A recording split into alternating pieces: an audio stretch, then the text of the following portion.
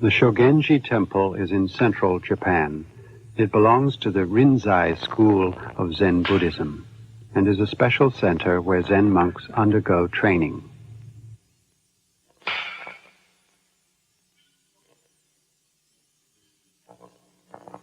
The 8th day of the 12th lunar month sees the beginning of a week of intensive meditation and religious discourse. The week is called Rohatsu Ozeshin. On the evening before it begins, an atmosphere of tense determination fills the monastery. Rohatsu Ozeshin is associated with the enlightenment of Shakyamuni, the Buddha, after he saw the morning star on the 7th day of his seated meditation under the Bodhi tree. For the monks in training, it is the most important period of Zen practice and a climax in their monastic life, one which measures the effectiveness of the past 12 months of training.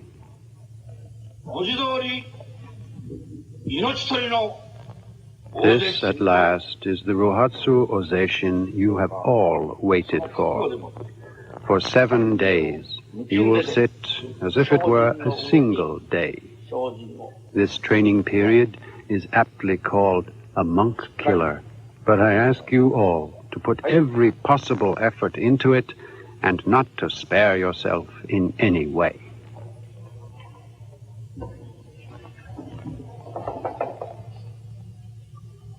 Master and monks gather together in the dining hall and drink tea poured from the same container. This strengthens the sense of unity between them in their training, and they pledge to devote themselves totally to the meditations that will begin the next day.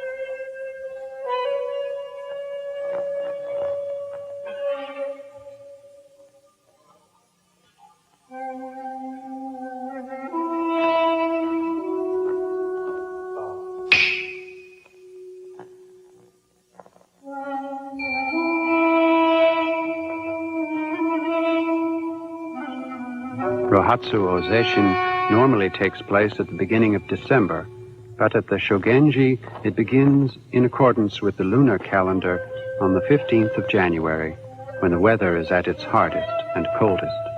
It lasts for 7 days.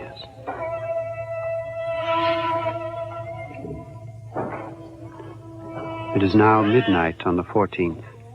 In the meditation hall, the atmosphere has gradually become tenser. The monks lie down to sleep.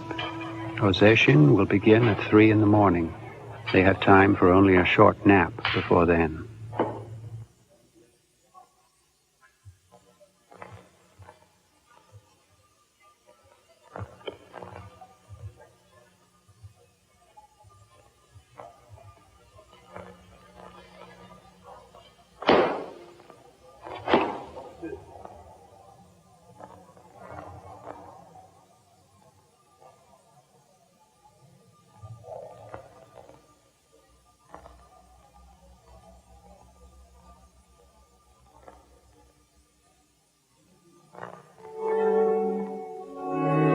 Among the monks, there are several newcomers who are about to experience Rohatsu Ozeshin for the first time.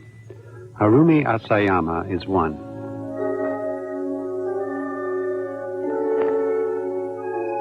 In April last year, when the cherry blossoms were beginning to fall, he came here to the Shogenji to undergo training.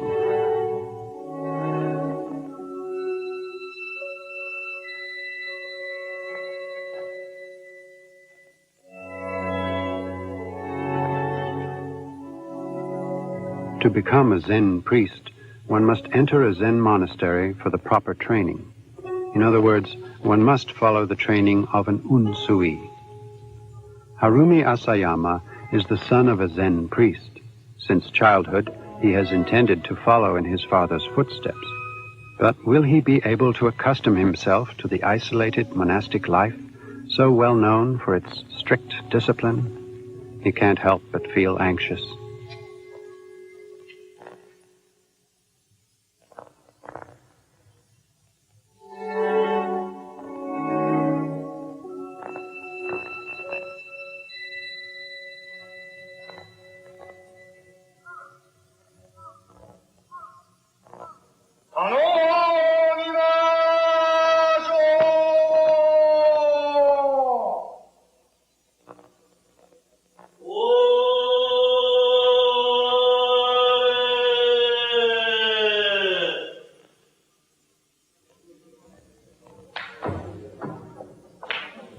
I have come with a request. What do you want? I'm from the Kwanonji temple of Izumo City in Shimane. My name is Harumi Asayama. I'm the disciple of Keishu Asayama. I've come here to stay and receive training. Please take my request to the abbot. Please wait here a moment.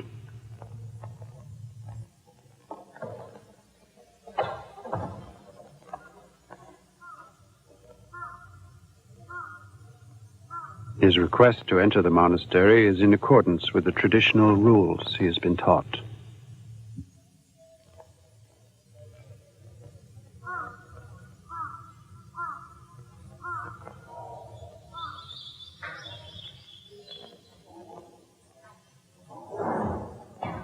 After a short while, the shikario, who is the chief monk or administrator of a Zen monastery, appears.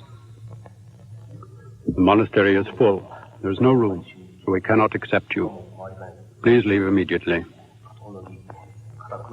It is a polite but blunt refusal, with the explanation that the monastery is full and that therefore there is no room for him.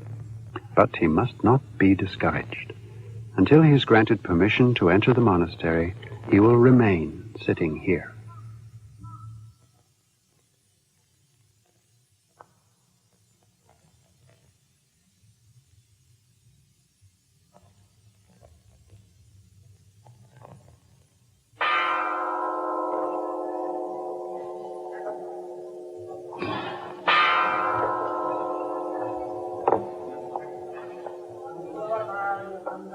On the same day, the employees of a local company are at the monastery for a brief training course.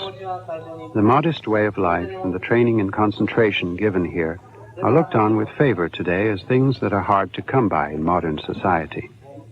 Brief courses of this nature have now become part of the annual calendar of events at the monastery.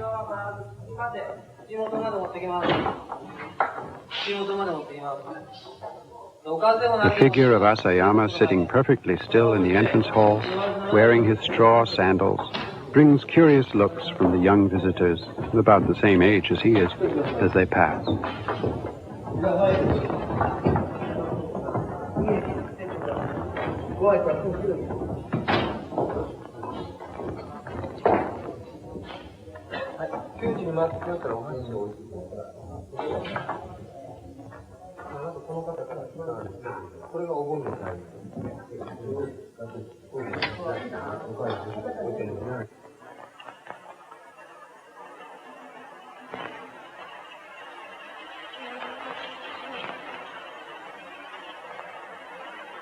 It began raining in the afternoon. Asayama's hands and feet have become numb, and his joints are hurting. But there is no word from inside the monastery. It has been a long day for him.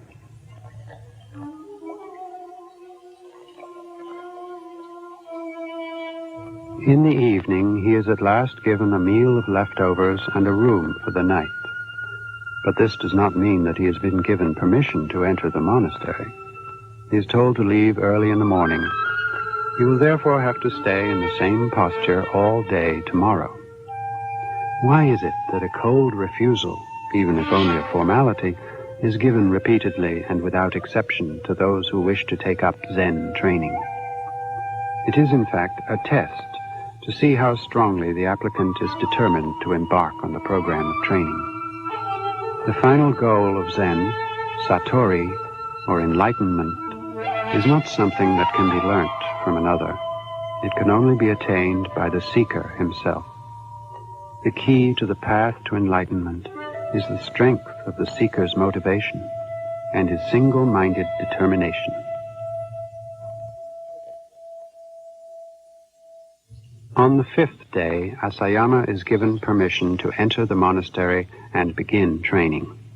He has spent 2 days in supplication, during which time he kept up his posture of low bowing, and passed through a 3-day test period of provisional admission.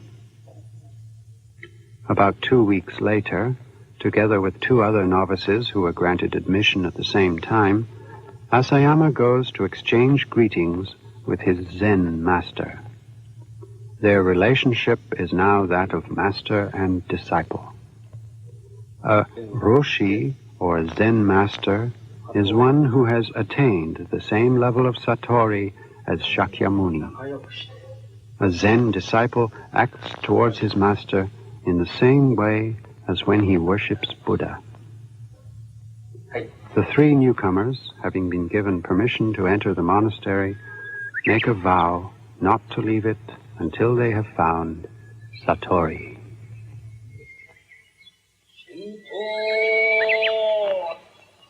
The introduction of the 3 to the meditation hall is accomplished by a single phrase, which means new trainees have joined. No names are mentioned, nor anything about the trainees. There are about 30 unsui in this monastery, including some who have been here for almost 10 years, some who have come from other monasteries, family men, and men from the world of commerce. Their backgrounds are many and varied, but in Zen, in which everything is relative to that single moment each person seeks, the past and the outside world are of no importance.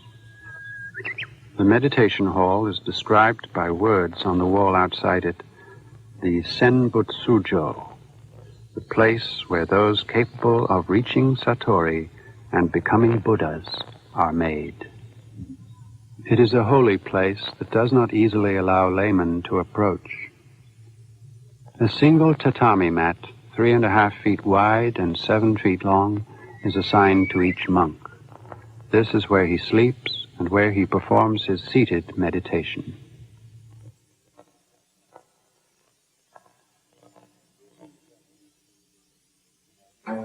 Traditional Japanese Zen Buddhism is divided into 3 schools: the Soto, Rinzai, and Obaku.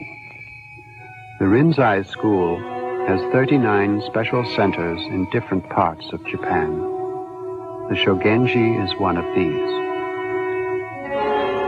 In Zen Buddhism, a monastery is likened to a grove of trees.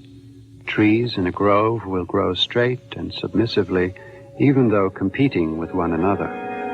But trees growing in isolation extend their branches self-indulgently. Monks in training are the same. It is paramount that they have a clean environment, good company, and a strict master.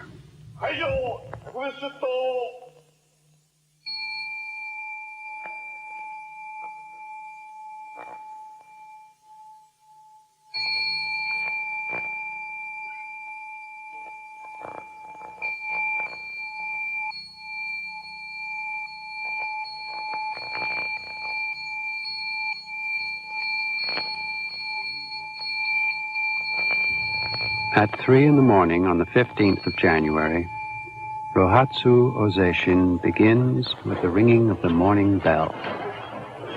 From this moment until dawn, 7 days later, the monks will make an intense effort with neither sleep nor rest, as if the entire week were but a single day.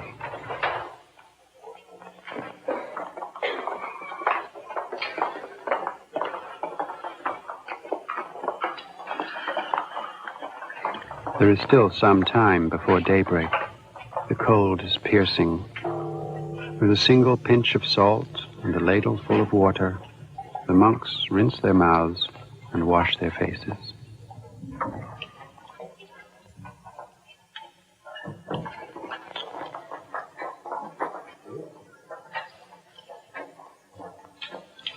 He finishes his preparations and dons his robe. Everything is done in haste. In the monastery, time is precious. The Unsui have to reach Satori as soon as possible. They must not waste a single moment.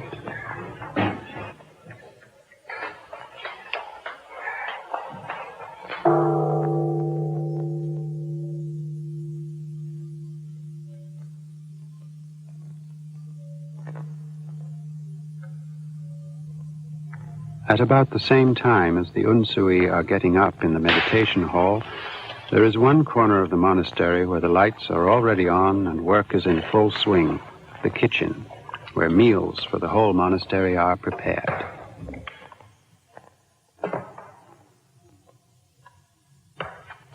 Normally 2 monks share the duties here, but during Ozeshin, all the work is entrusted to just one monk. The morning rice gruel is cooked in a large iron cauldron, as it has always been. The fuel is firewood gathered on the hillsides by the Unsui. The rice and vegetables collected by the monks during their begging, no matter how little, must never be wasted.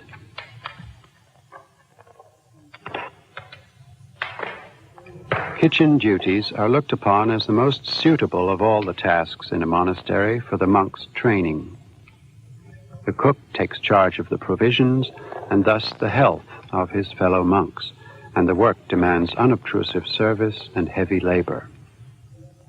Dogen, the 13th century founder of the great Eheji monastery of the Soto school, crossed to China to study Zen, and while there, is said to have experienced sudden satori through the speech and activities of an elderly cook. This episode is a good illustration of the inner workings of Zen training and the importance of the cook, for without labor and ingenuity in the use of everyday routines and experience, there is no satori.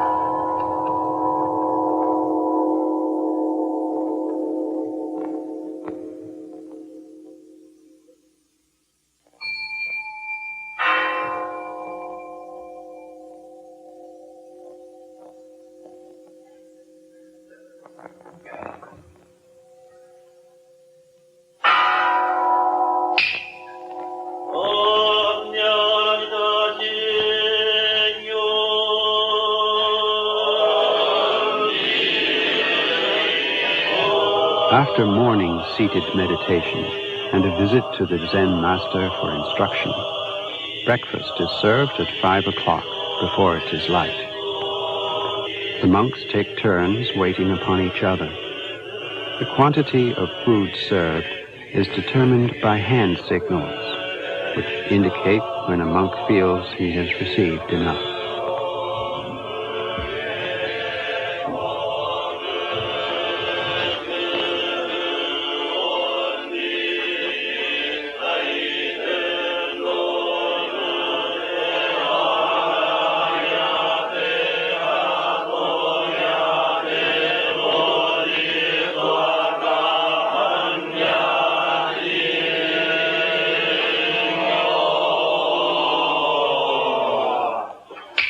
Before the meal, the monks chant a scripture to give thanks for the food, which has come to them through the charity of others. With each meal, they rededicate themselves to the search for truth. A few grains of rice are put to one side as an offering to hungry spirits.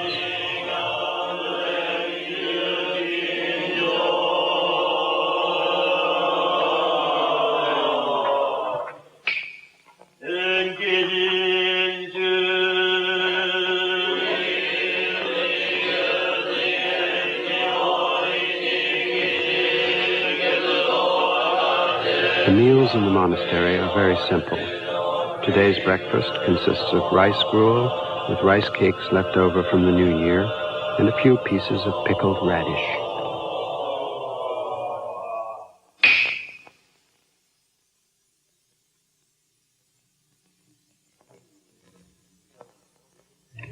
The dining room is another important place for training. It is one of the 3 halls of silence, the others being the meditation hall, where Zazen, seated meditation, is done, and the bathhouse. Even whispering is forbidden. Manners demand that no noise should be made while handling the dishes, while eating the gruel, or when biting the pickles. Until one is accustomed to this, it is not always easy.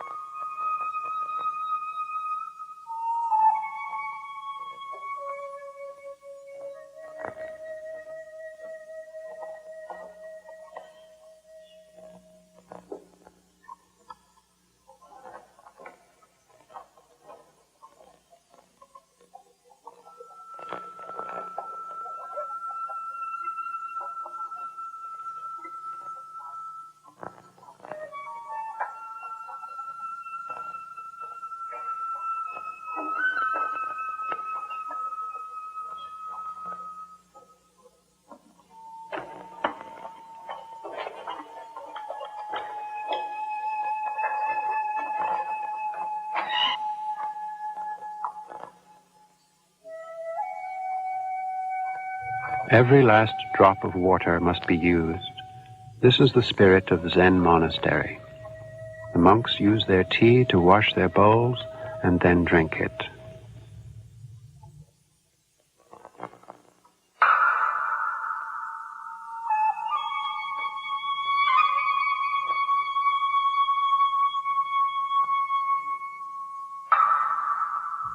During Ozeshin, routine activities such as manual labor and begging are brought to a halt, and the Unsui concentrate only on meditation, day and night. Zazen is a way of meditation handed down over the centuries from India. It is a systematic way of searching for satori by unifying body and mind through control of one's breathing. The correct manner of sitting erect is adopted. The body forms a pyramid, with the head as the apex and the legs crossed to form part of the base. Next, the breathing is regulated. Breathing normally tends to be short and shallow. For Zazen, it must be longer and deeper. If this is done correctly, the body will not feel cold even in the middle of winter. Lastly, the mind must be controlled. All rambling thoughts and worldly desires are put away. The object is to attain a state of detachment. In other words, satori.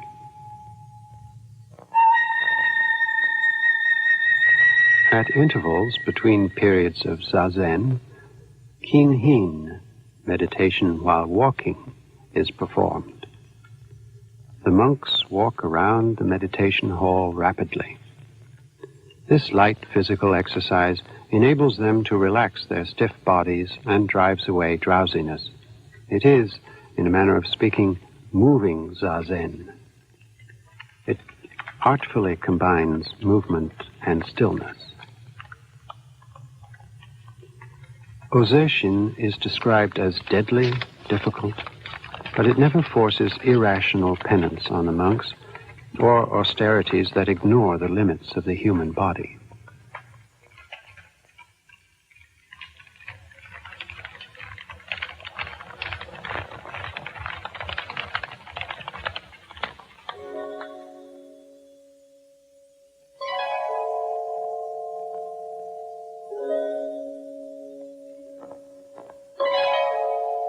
The midday meal is taken at 10:30 a.m. and consists of rice, miso soup, and a side dish. The evening meal consists of gruel made from leftover rice and vegetables. No animal products are ever consumed.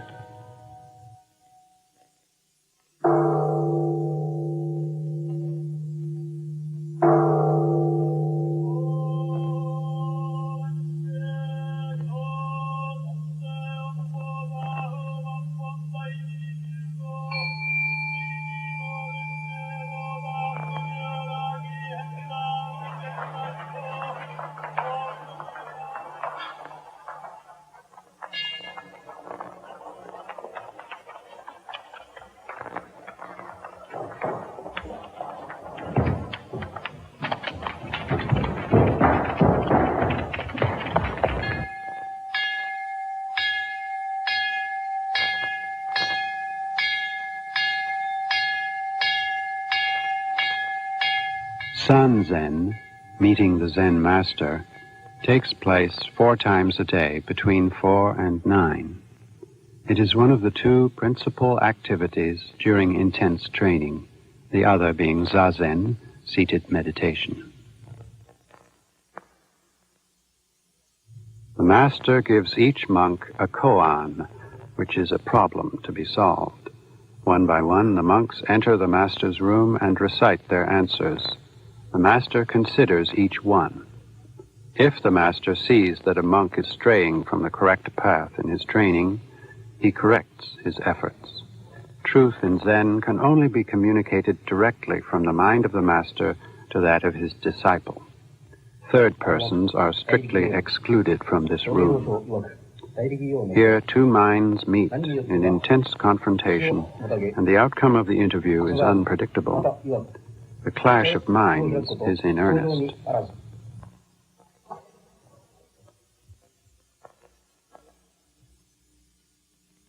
The words exchanged between master and disciple regarding any particular koan are strictly a private matter between the 2.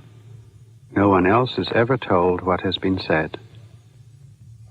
When the Master rings the bell, it is a sign of an unsatisfactory answer. The monk must withdraw and come again.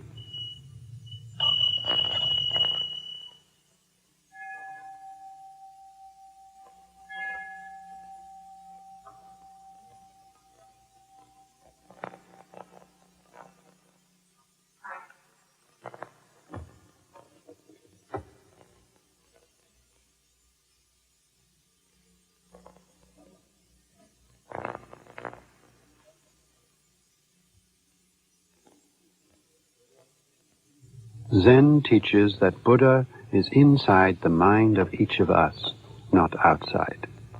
The goal of Zen training is to bring the trainee face to face with his true self, the Buddha within. We have all lost sight of our true selves, misled by the multitude of apparent choices and deceptions of the perceived world. Does a dog possess the Buddha nature? Listen to the sound of one hand clapping. Riddles posed by koan are unanswerable according to the rules of common sense. The monks in training wrestle with them assiduously.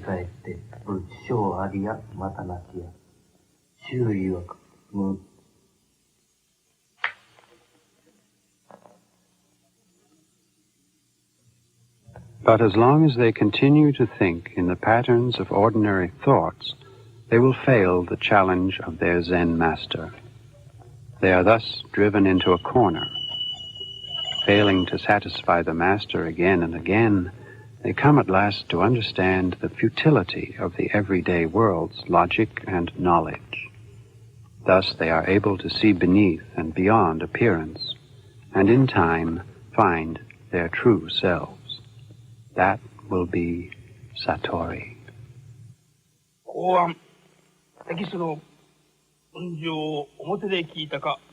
A koan. Have you heard the sound of one hand clapping from the front or from the back?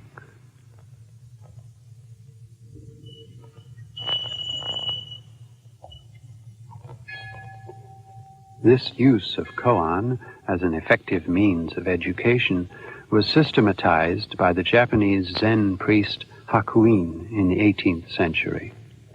Employing koan is the outstanding characteristic of Rinzai Zen.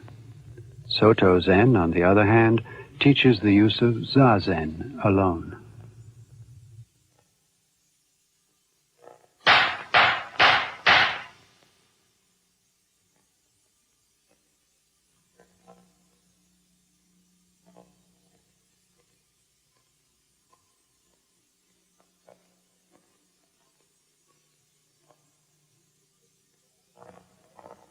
In the meditation hall, Zazen continues after dark. The Unsui, taxing their ingenuity to solve the koan they have been given by trying to become the koan, find themselves seized by an almost irresistible urge to sleep. A change in their manner of sitting will betray any wandering of the mind or any impatience.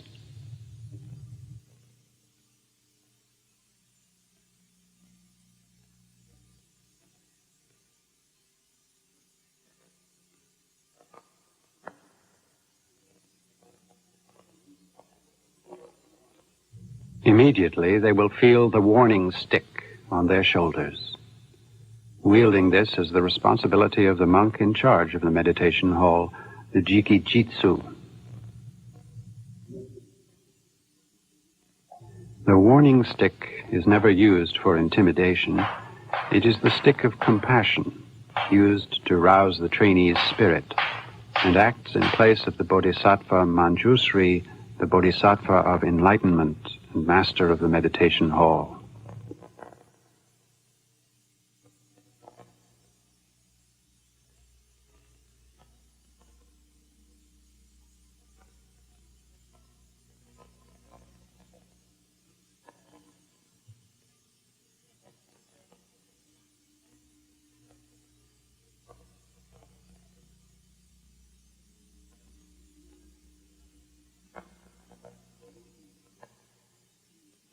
The warning stick is used first to drive away sleepiness, then to relax stiffened muscles, and finally to correct the sitting posture.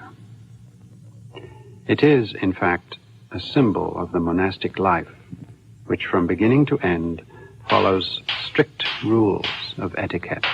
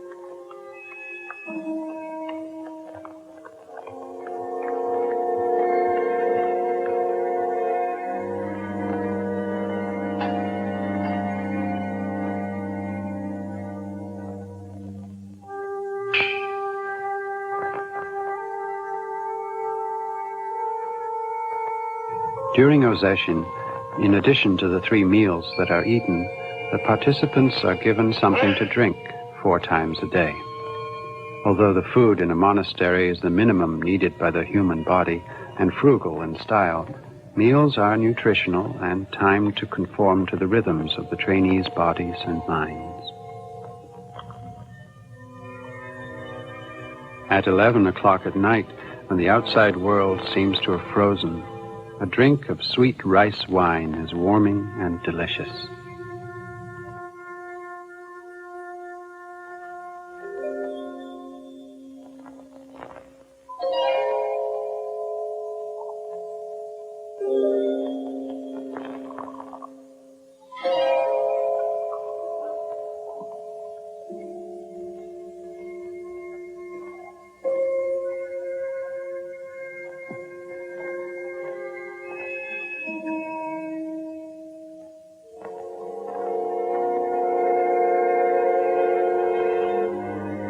The monk who takes charge of such services is known as the Jisharyo.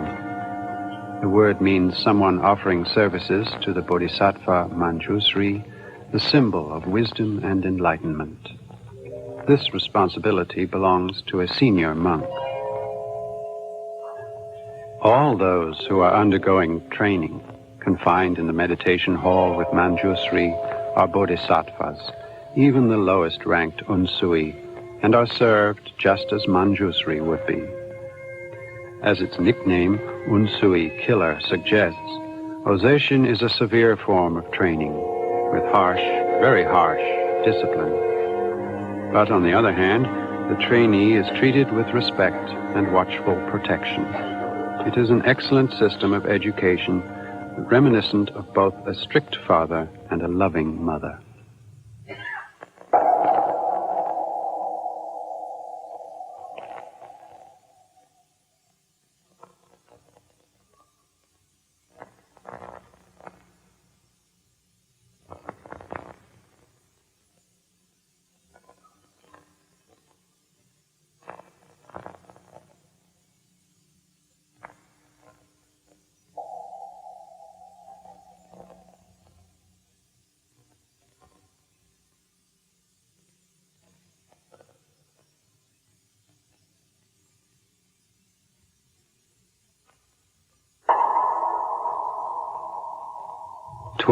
Midnight.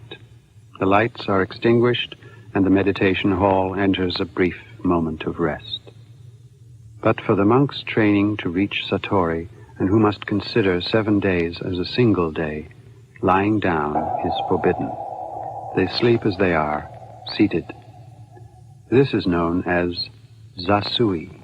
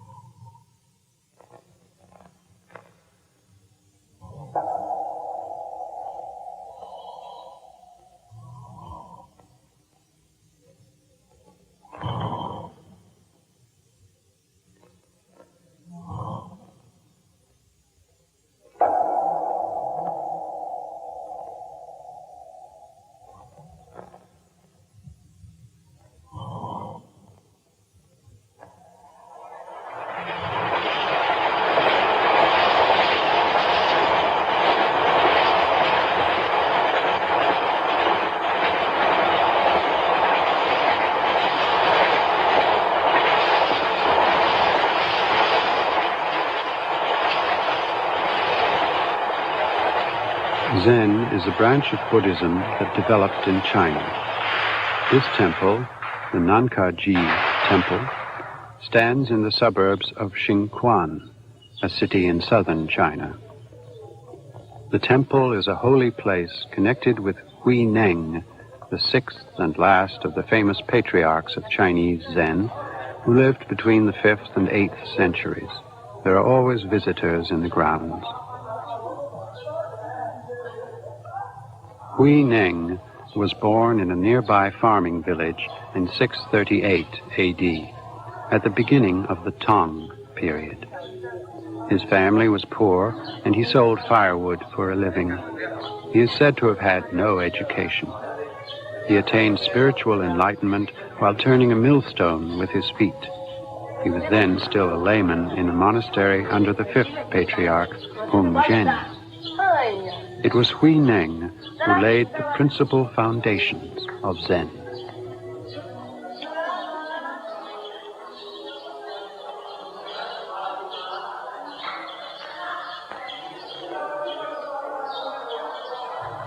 Zen was taken to China in the 6th century by the Indian monk Bodhidharma. Bodhidharma is an almost legendary figure, and few details of his life are known. There were, however, conspicuous differences between his teachings and those of other forms of Buddhism. Leap directly into the world of Buddha's enlightenment. Awaken to the true self hidden in the recesses of your mind. Teachings like these were well received by the Chinese, who tended to take a practical view of life and people and to accept them as they were. Chinese Zen searched for the way to truth in everyday life, without complicated learning or a series of closely constructed regulations. During the Tang period, from the 7th to the 10th centuries and the Sung period from the 10th to the 13th centuries, China saw a succession of great Zen masters who attained the same enlightenment as Shakyamuni. Monks of later generations began to search for hints in the experiences of enlightenment and the words and actions of the great masters that would help them in their own training. The collections they made became the origins of the koan.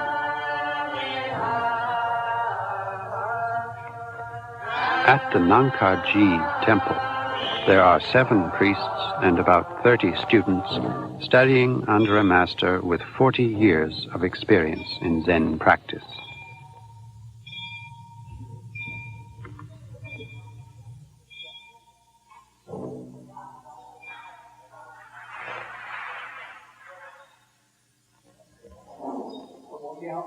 The text for today's lecture is the Platform Sutra of the 6th Patriarch.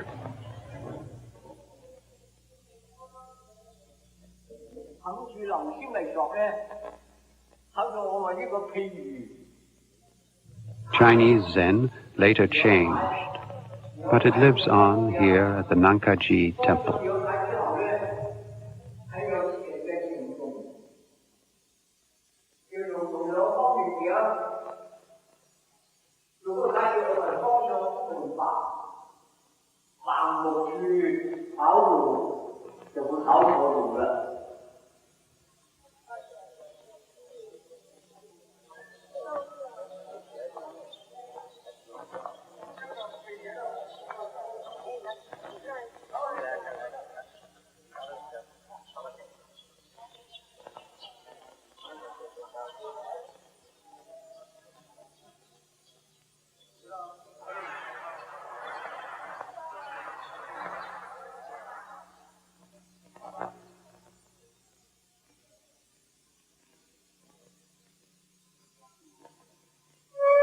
Japanese Zen faithfully adopted the monastic style of life developed in China, further refined it and polished it, and perfected a specific style of training.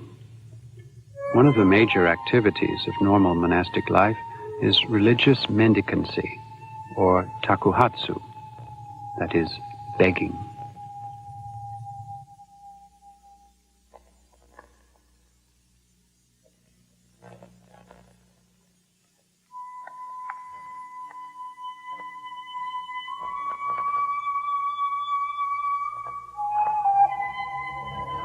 Shakyamuni strictly forbade monks to engage in productive activity.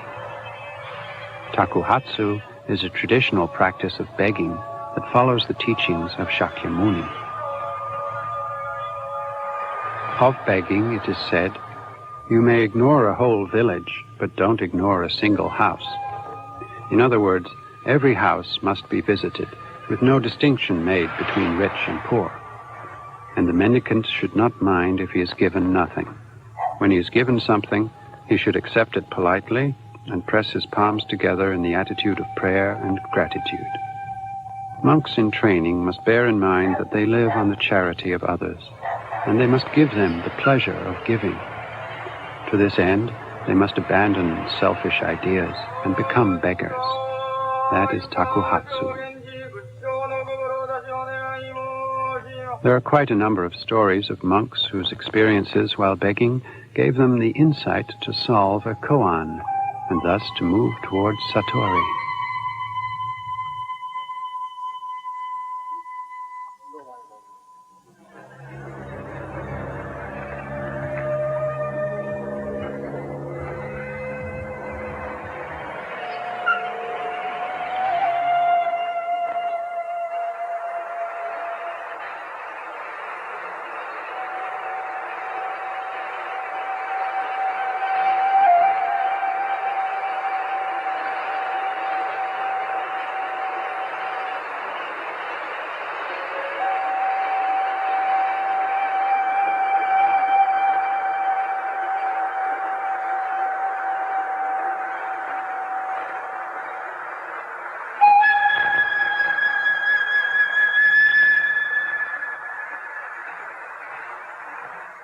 At the Shogenji monastery, rice is planted at the beginning of summer each year. The rice grown by the monks is harvested in the autumn and becomes the rice for the cakes eaten at the new year. No work for a day, no food for a day. The spirit of Chinese Zen is still very much alive in Japanese monasteries. Manual labor is not only a means of supporting one's daily life, it is also an effective aid to reaching enlightenment. In Rinzai Zen in particular, finding enlightenment through labor is placed above finding enlightenment through the seated contemplation of Zazen.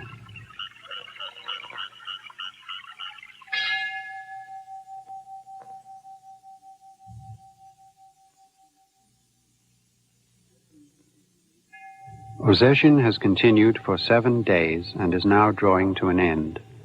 The Unsui are almost in a hurry to visit the Master's room for interviews, but their struggles with the koan have not gone very well. The senior monks see this and try to send them back to avoid wasting time on pointless meetings with the Master. For the Unsui, however, the interview is of vital importance, and they are in no mood to withdraw. They are driven into a mental corner from which advance or retreat seems impossible. Yet they persist.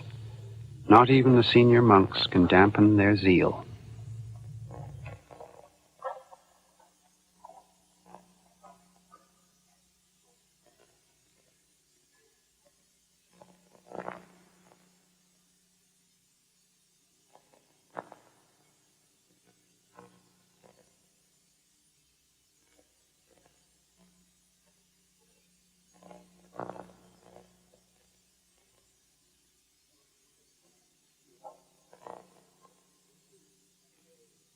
What is the satori one obtains through the koan? How is it achieved? There are many examples and stories about the masters of former times, but when all is said and done, these were the experiences of different individuals and occurred once and no more. They are not things that can be copied by others. Just as the locust sheds its skin, so the Unsui must break out of their shells by their own efforts. The Master can only watch over them and wait.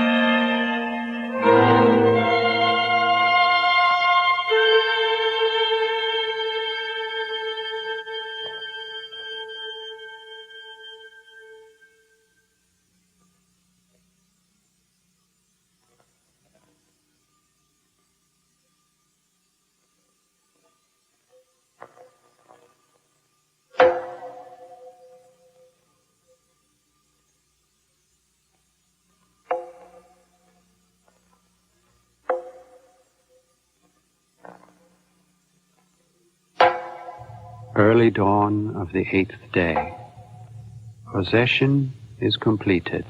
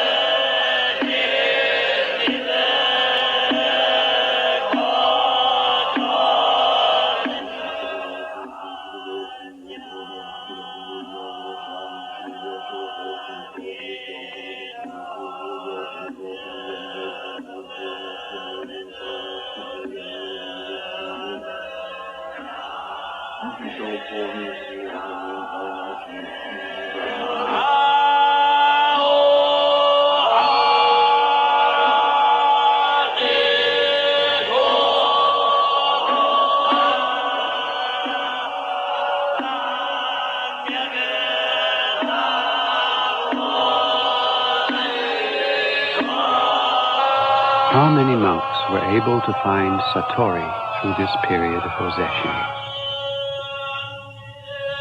Satori is said to be the encounter with one's true self, but it is in no way a special or mysterious experience.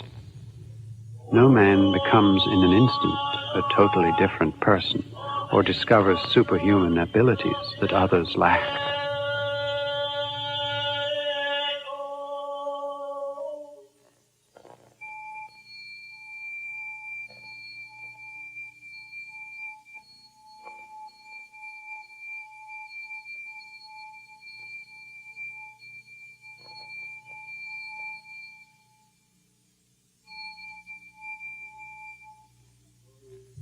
The Satori that Zen brings is sought because it offers a glimpse of one's own mind in a state of complete detachment.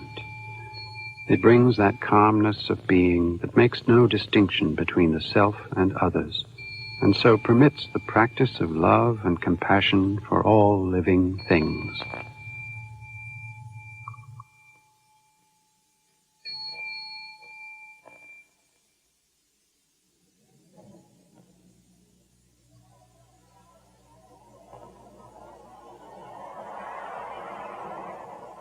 It is March.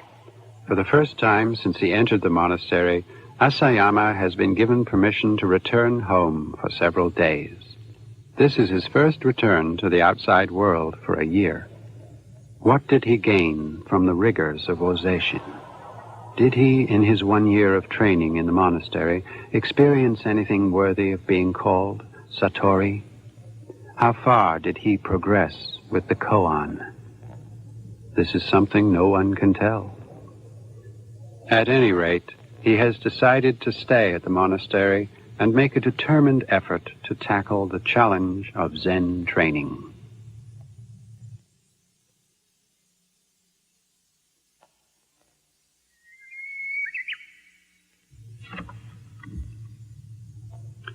It is now April. Once again, the season of blossoms has come to the countryside about the Shogenji Zen temple. and once again the young people arrive in search of Satori.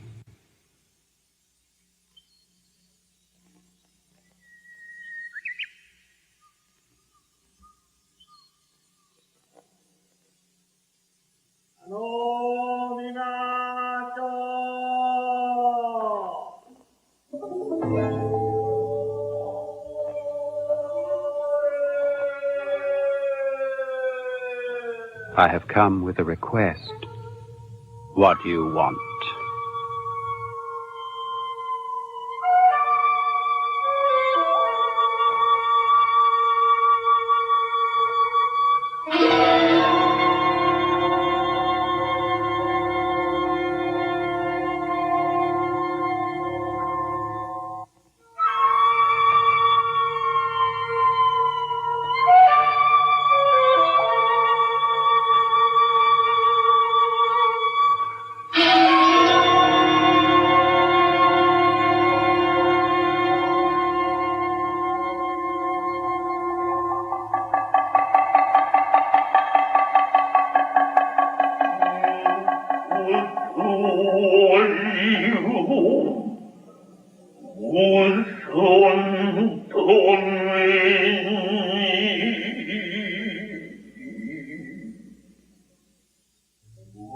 Higuchi was the name of a popular pleasure quarter that formerly stood on the lower reaches of the Yodo River, near present-day Osaka.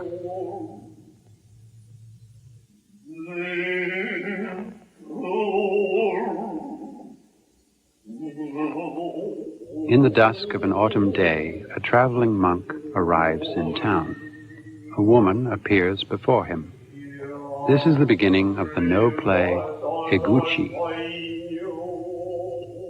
The woman begins reciting poems exchanged between a poet-priest and a woman of the pleasure quarter whom he asked for a night's lodgings, only to be refused. The events took place in the 12th century. The play was written in the 14th.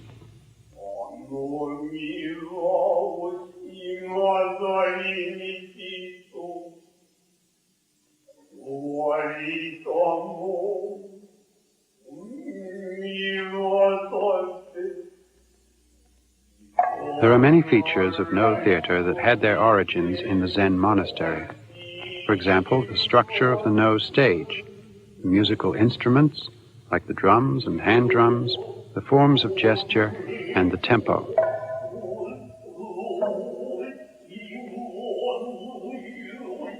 The Muromachi period, from the 14th to the 16th centuries, was the time when No drama developed.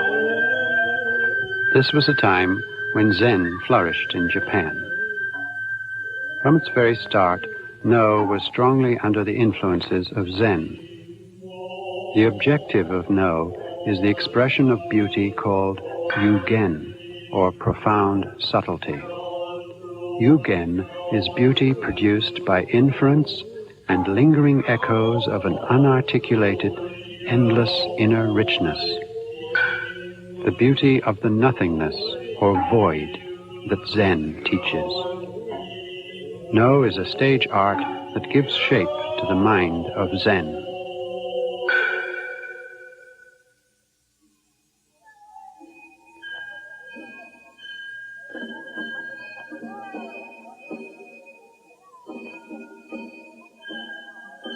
This is Kyoto, crowded with people out for the Gion festival.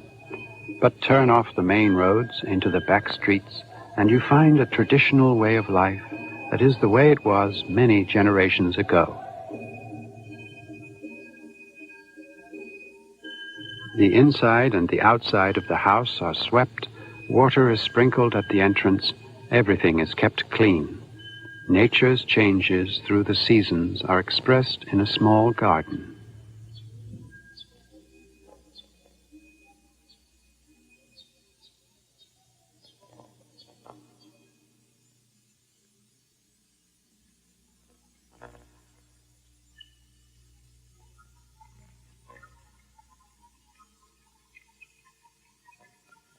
The rooms are simple and practical. Nothing here is unnecessary.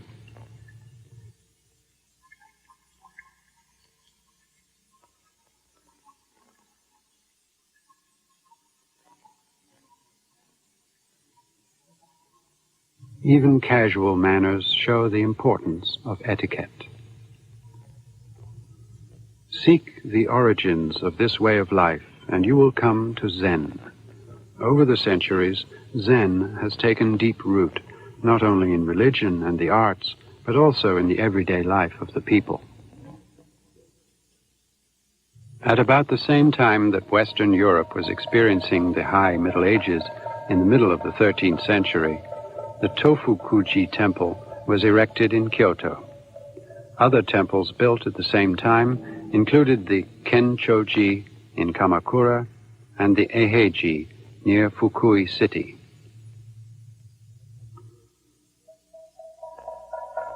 Just as the European Middle Ages were inextricably linked to Christianity, so was Japan's medieval age inseparably linked to Buddhism, and particularly Zen.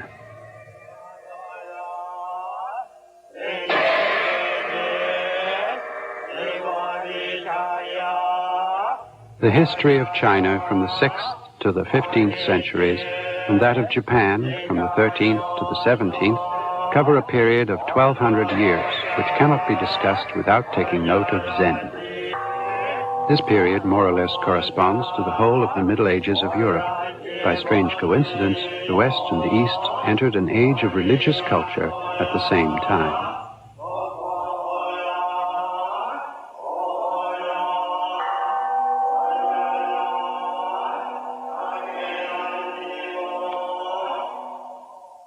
Another form of art, like no representative of Japan's Middle Ages, is the tea ceremony, or the way of tea.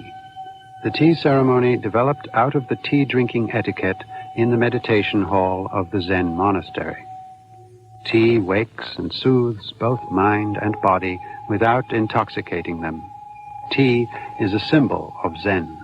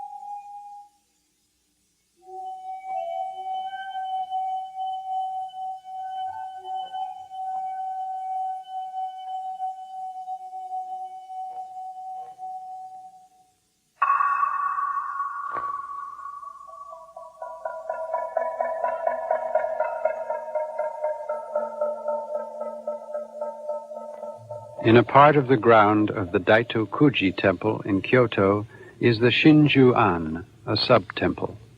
The Shinju-an was founded by Ikkyu, the famous Zen priest. It is a fitting place to recall what he left behind and the climate of the Zen culture that flourished about him. Many anecdotes are told of Ikkyu. Most of them originated long after his death, but they are nevertheless appropriate. Ikkyu was a very free spirit and had a sharp sense of satire. He is said to have been given a document certifying his enlightenment by the Zen Master who taught him, but he refused to accept it. He later burnt it in front of witnesses. The important thing for him was the practice of his enlightenment, not a piece of paper to prove it. Ikkyu was probably the freest mind Japanese Zen produced. He lived during the Muromachi period, a turbulent time in Japan's history. There was a succession of wars, and those in positions of authority or power were continually being ousted and replaced by their followers. But it was also a time of greater intellectual freedom than any other in the history of Japan.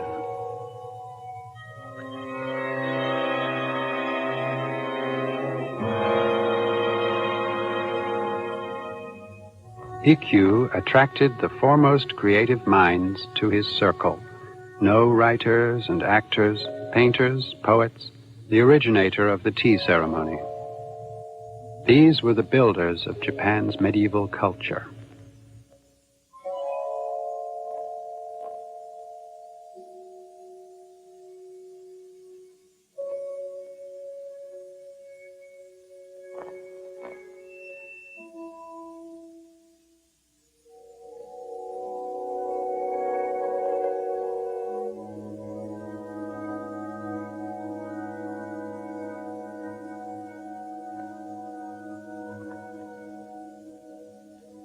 The connection between Ikkyu and Juko, the founder of the tea ceremony, began here.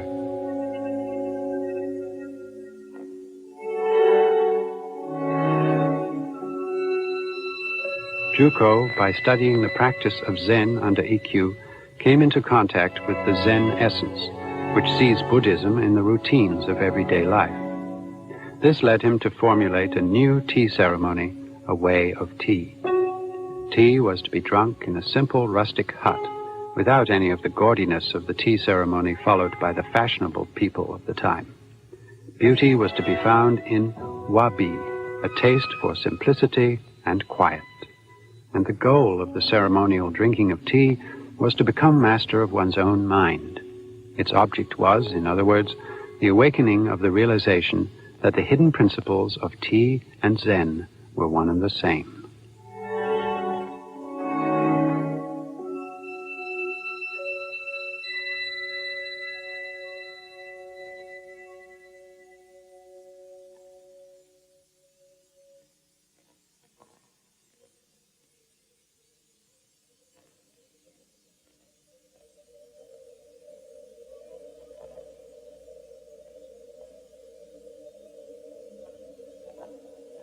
Sen no Rikyu perfected the ceremony.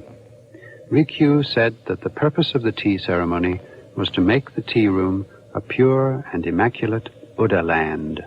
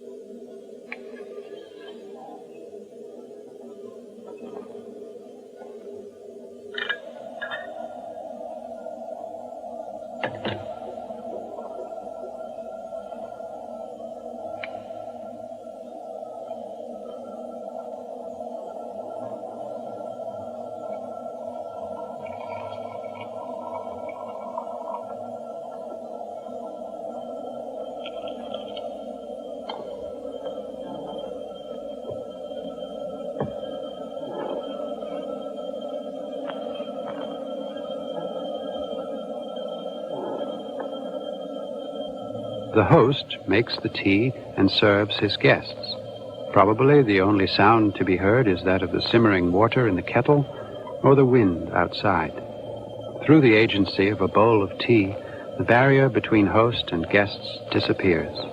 Both the host who prepares the tea and the guest who watches become one with the wind that sweeps the sky and are filled with profound peace and serenity in the dimly lit space of the small tea room, a mere 6 by 9 feet.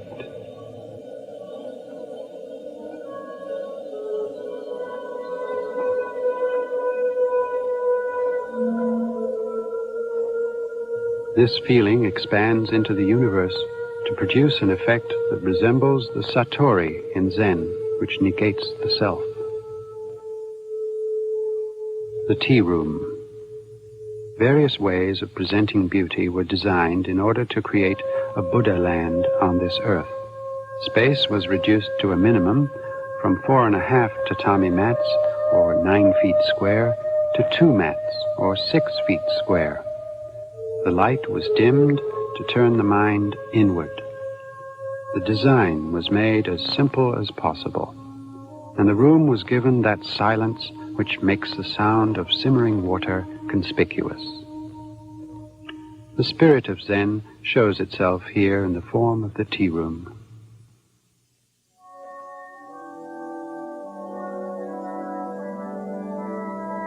The Church of Sainte-Chapelle in Paris. In the clear story, one is enveloped in the radiance of light. Its stained glass windows fill the walls, and seen from below, the arched ceiling strengthens the impression of height. Those who worship here feel they are kneeling on God's ground. A church in the Gothic style and a tea room, the results of efforts made in both East and West to transform religious impulses into the creation of beauty at about the same time in history left two conspicuously contrasting worlds.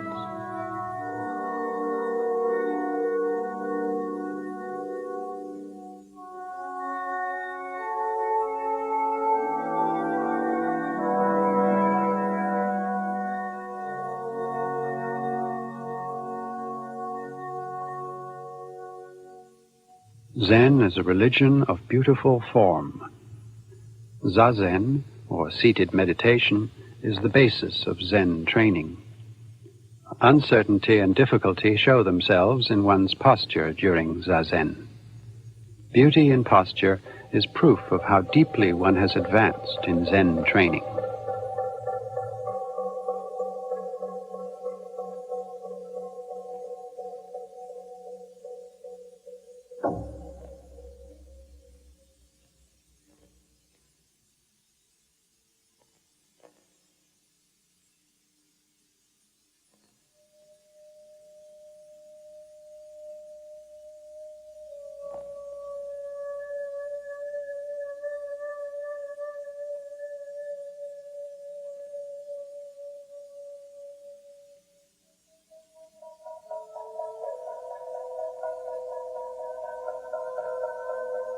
In Zen monastic life, simplicity, cleanliness, and form are highly valued. Before going out to practice takuhatsu, or religious begging, the monks check each other's dress. And when they walk along a road, they form a neat line and walk at a fixed pace. Their clean robes and leggings are simple, but have the beauty of things that have seen long service.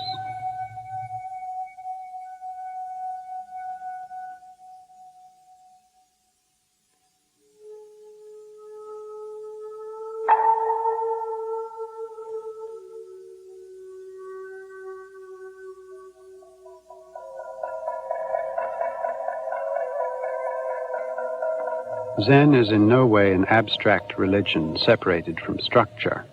Because of its intense spirituality, it attaches great importance to maintaining the beauty of forms and keeping the environment pure. Zen is thus a religion capable of producing specific creative arts about itself.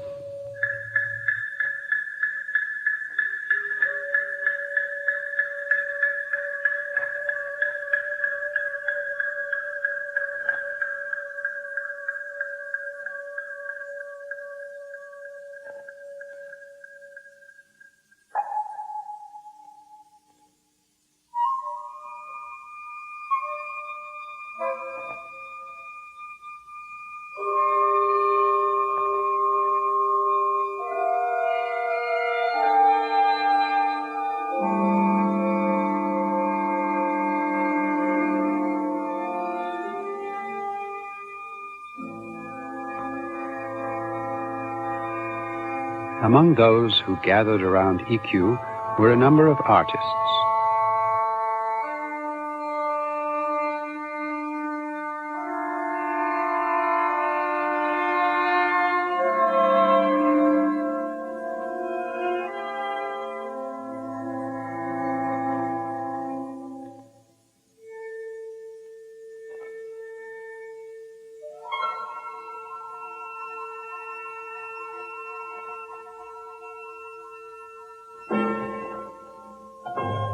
Jasoku, for example, repeatedly practiced Zazen under the instruction of Ikkyu and sympathized with his unyielding spirit. It was from relationships like this that Zen arts attained new heights.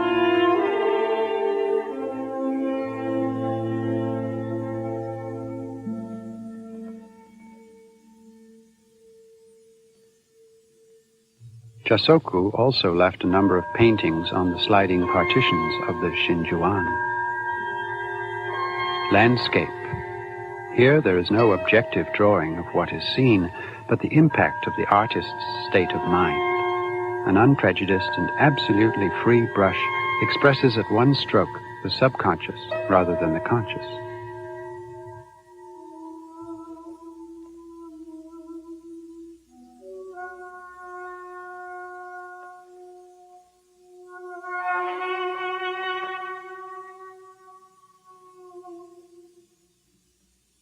These are the best expressions of the spirituality that Zen possesses. This type of painting, which uses India ink, developed in China together with Zen. In China, it has been said since ancient times that black ink has 5 colors. In other words, the variety of shades that can be produced with it is limitless. These paintings are produced after the artist has developed a full knowledge of color.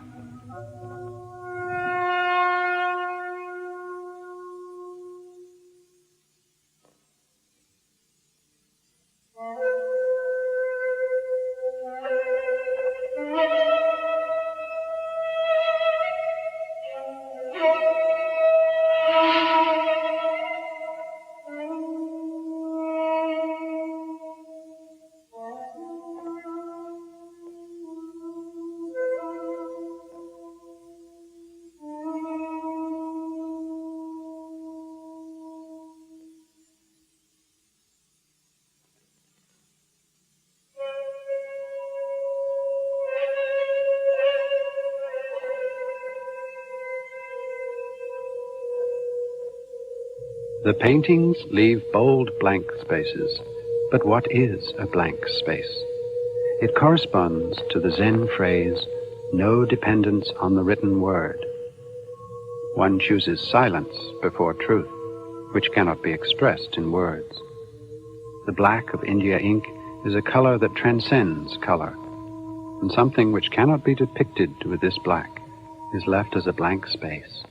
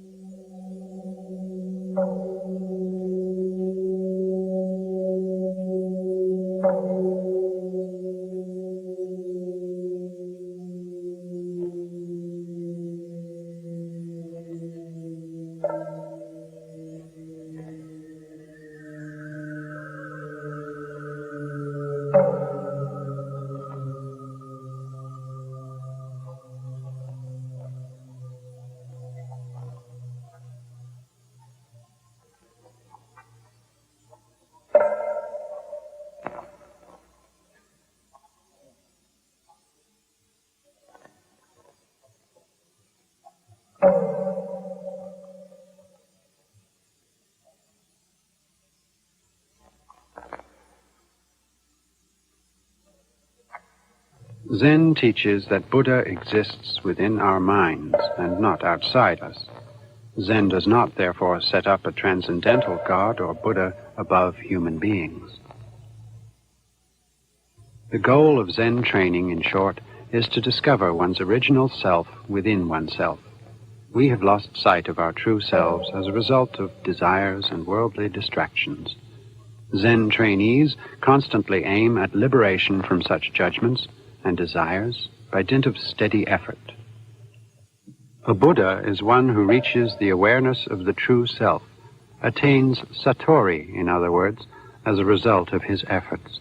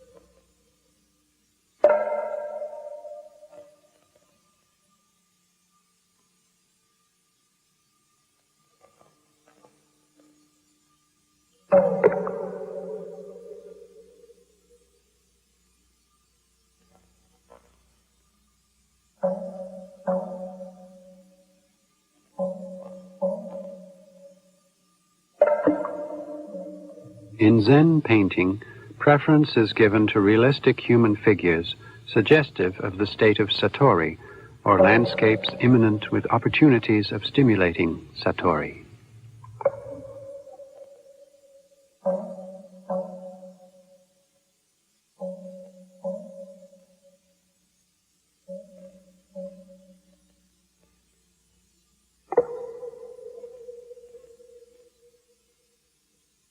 The number of paintings brought to Japan from China have been highly valued since the Muromachi period as models of Zen art.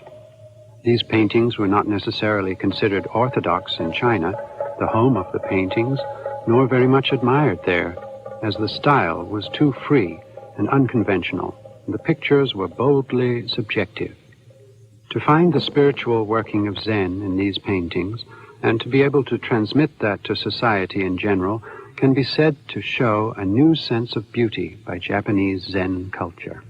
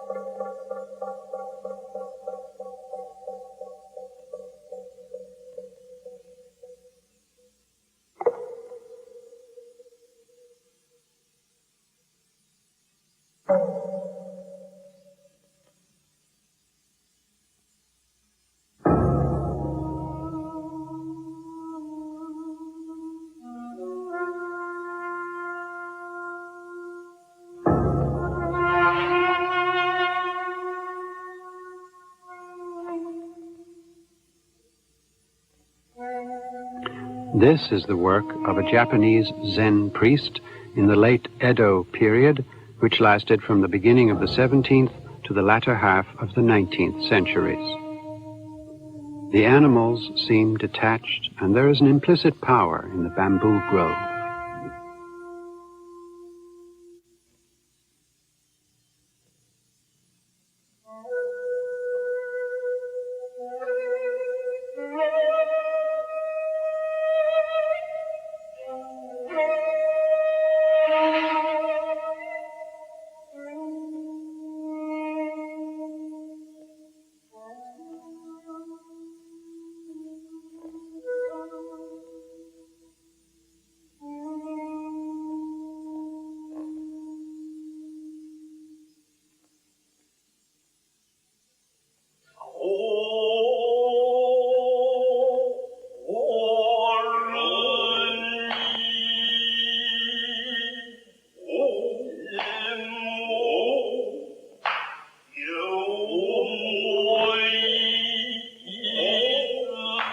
Zen has influenced a number of art forms, such as the No dramas, the martial arts like Kendo, Judo, and Kyudo, the tea ceremony, flower arrangement, Japanese dance, and Japanese music. But the Zen influence has not been on their forms alone, for Zen has also created the foundation for the transmission of their traditions and systems of education. The secret of all the arts lies in negating the self, rising above the self to become completely at one with what one is doing. To reach that stage, there is only one way: hard and steady training.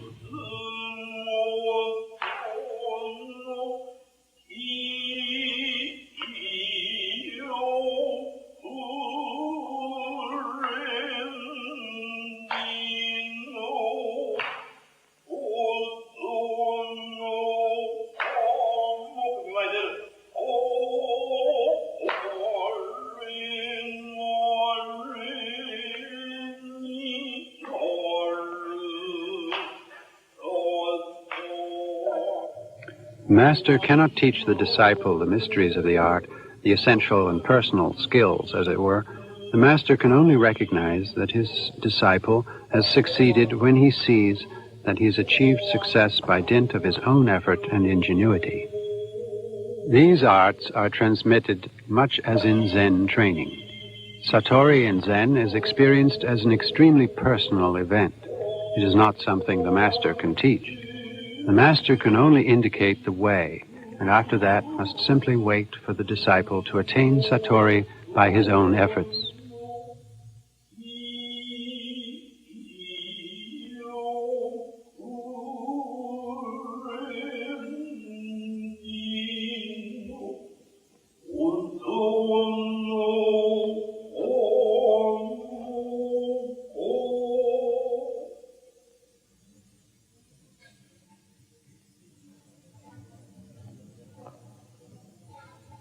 It is said that writing reveals the individual. There is a tradition by which a Zen priest expresses his experience of Satori, or state of mind, through calligraphy. This is called bokuseki, and has produced a specific kind of beauty in the form of writing.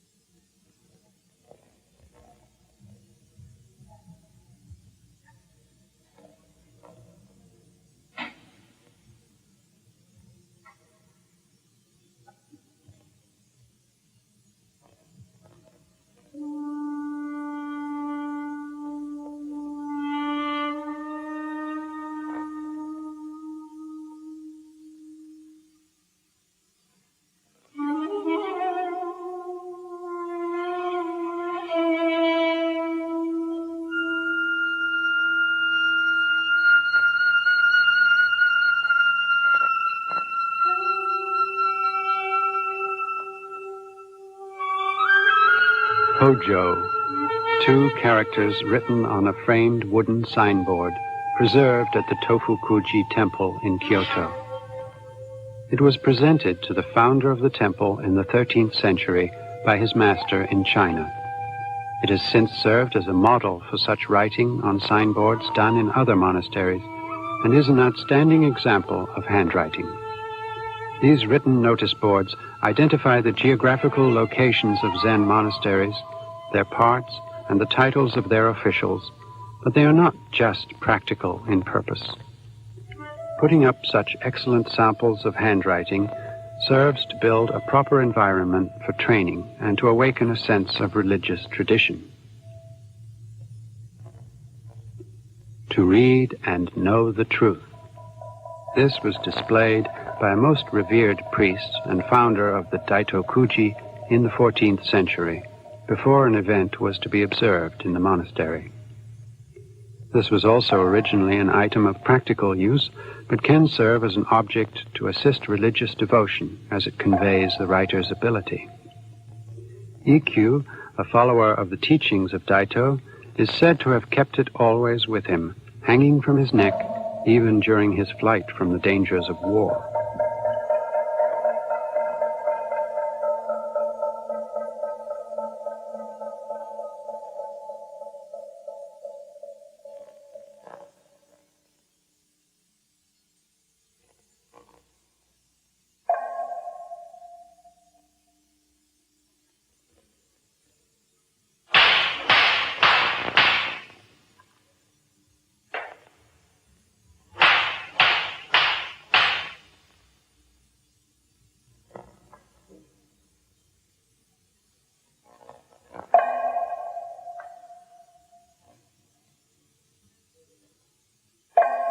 The satori found through Zen must be expressed and transmitted to others.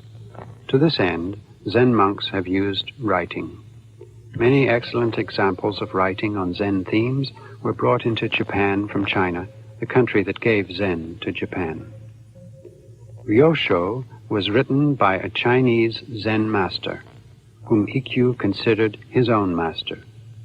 Ryosho means to rise to the sky and transcend the secular world.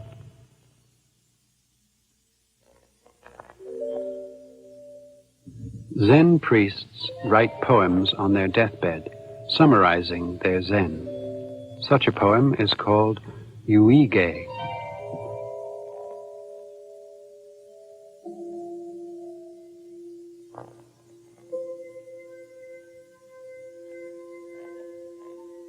Ikkyu's Yuige went, in brief, like this. Who in the world could understand my Zen? I am the only one who can understand my mind. Even if Shu Tang, whom I've always respected as my master, were to come here, it would not be worth a penny.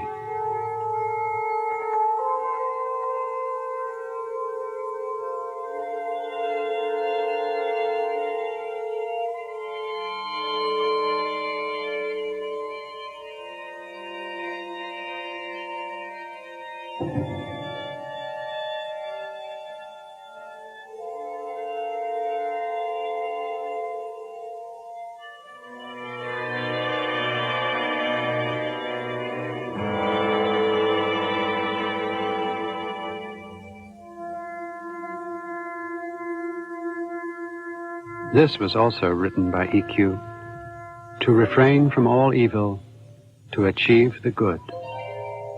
This summarizes all that the Buddha taught during his life, and which has been handed down through the centuries by believers.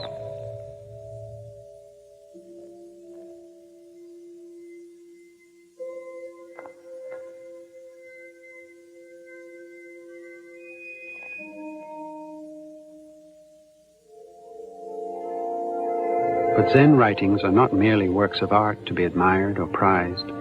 Through them, those who follow the way can come closer to their predecessors, feel their spiritual power, and achieve their attainments and accomplishments.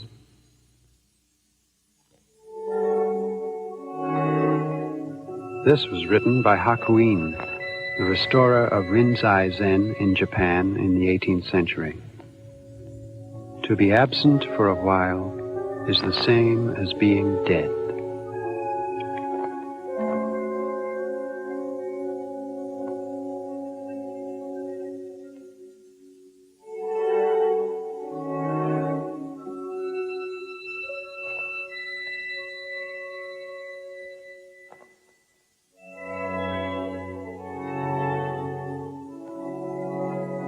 Muga, or self-effacement, was written by Kitaro Nishida, who was one of Japan's leading modern philosophers and a practitioner of Zen.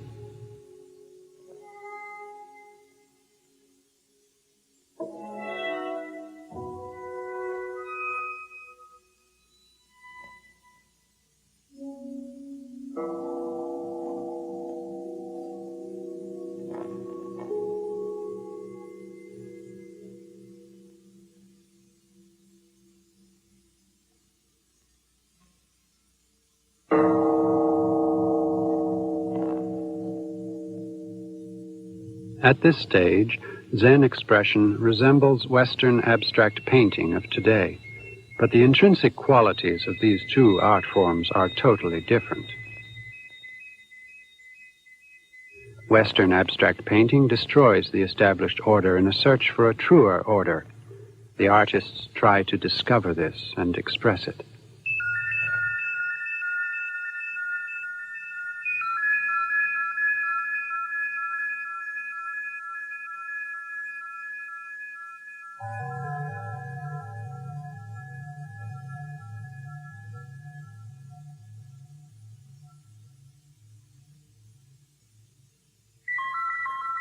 On the other hand, Zen paintings look in the opposite direction. They depict enlightenment, which has no shape to begin with, but which appears, forming itself into a shape.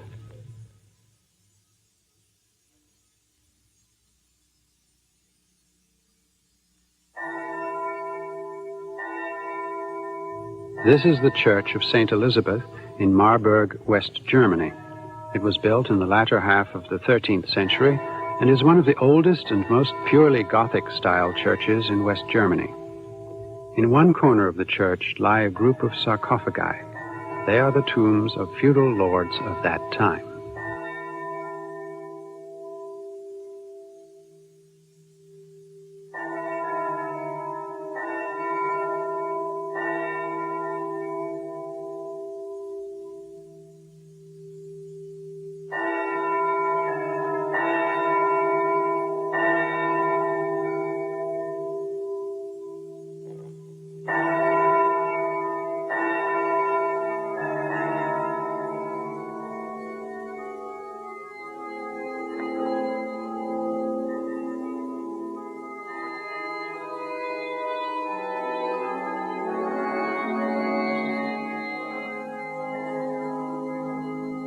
Here we find art centered on the human being, which persistently gives man a definite form. By contrast, Zen is a religion which aims, more than anything else, at liberation from any attachment to oneself possessing form.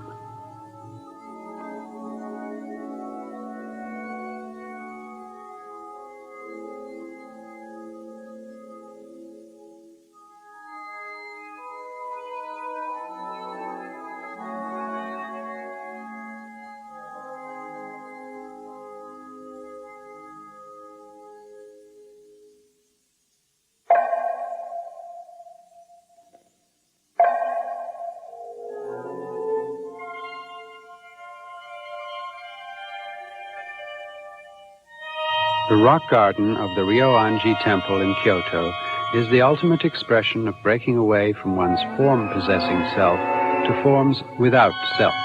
In other words, perfect selflessness.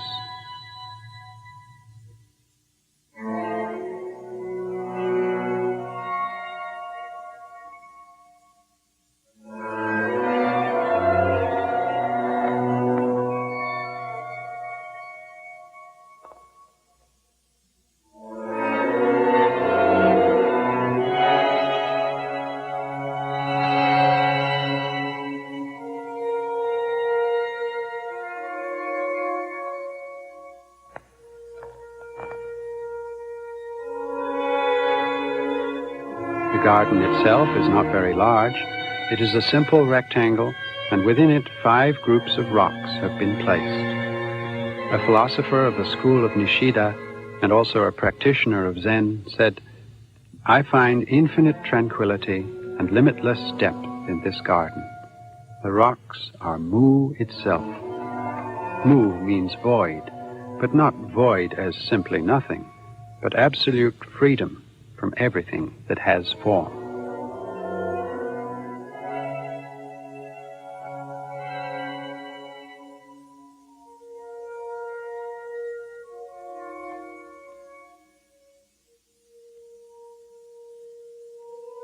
Six persimmons depicted with black ink. The philosopher finds that they have something in common with the rocks in the temple garden. He said that true Buddhahood without form appears spontaneously here, and that this picture of persimmons is a Buddhist painting that rises above Buddhist painting.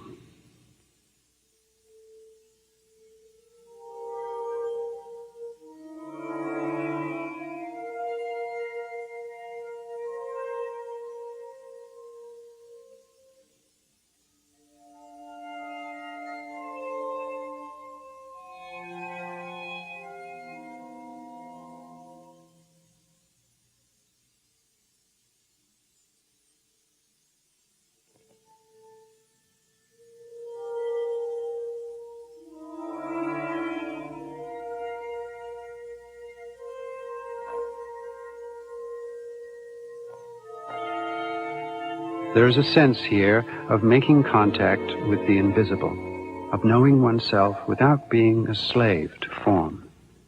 Zen culture, in other words.